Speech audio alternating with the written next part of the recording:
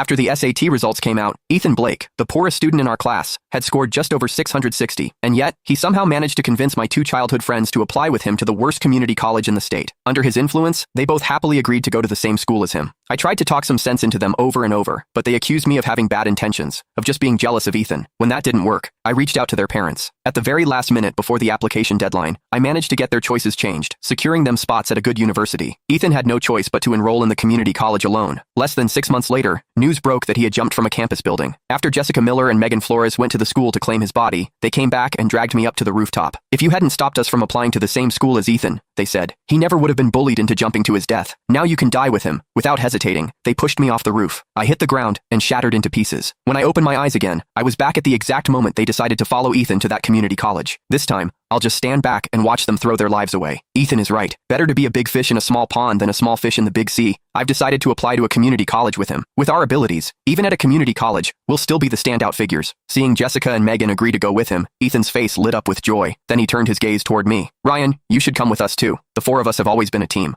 I really don't want to be separated from you all. Looking at the three familiar faces before me, it hit me all at once. I had been reborn. I had returned to the moment right after the SAT scores were released. Jessica, Megan, and I had all scored above 1,400, more than enough to get into top universities in the country. But Ethan, the poor student who had only scored a little over 660, had somehow managed to persuade us to follow him to a community college instead. This time, if they wanted to go, they could go. I wouldn't waste a single word trying to stop them again. I stood up immediately. Choosing a college is a major decision. I'm going home to discuss it with my parents before I fill out my application. Ethan's expression instantly turned pitiful. Ryan, do you not want to stay with us anymore? I had already seen through his manipulative act in my previous life. I had no intention of getting tangled up with him any further. In this life, I just wanted to stay far away from these three unhinged people and live in peace. I turned to leave and started packing my things, but Jessica and Megan blocked my way. Ryan Jenkins, what's that supposed to mean? Ethan made a kind suggestion. Are you going or not? Give us a straight answer. We don't have time to wait for you. You're already 18. Can't you make up your own mind? Where you go to college? Don't you even know that yourself? Looking at them, the vicious expressions from my previous life suddenly flashed in my mind. The moment they had shoved me off a 36-story building, a chill ran down my spine. If that's how it is, then I'll be blunt. My first choice will definitely be Harvard or Stanford University. As for that no-name community college, you can go ahead and attend it yourselves. The moment my words fell, tears immediately welled up in Ethan's eyes. Ryan, what do you mean? Are you looking down on me for only being able to get into a community college? Megan hurriedly pulled out tissues and wiped his tears. Don't cry, Ethan. Even if you go to a community college, we're willing to go with you. So what if some people get into a top university? In the end, they'll just end up working like everyone else. I don't know where all that arrogance comes from. Jessica turned on me sharply. Ryan, I think you're just jealous of Ethan, so you're deliberately putting him down. Apologize to him right now. Otherwise, don't expect us to ever talk to you again. Their blatant defense of Ethan chilled me to the bone.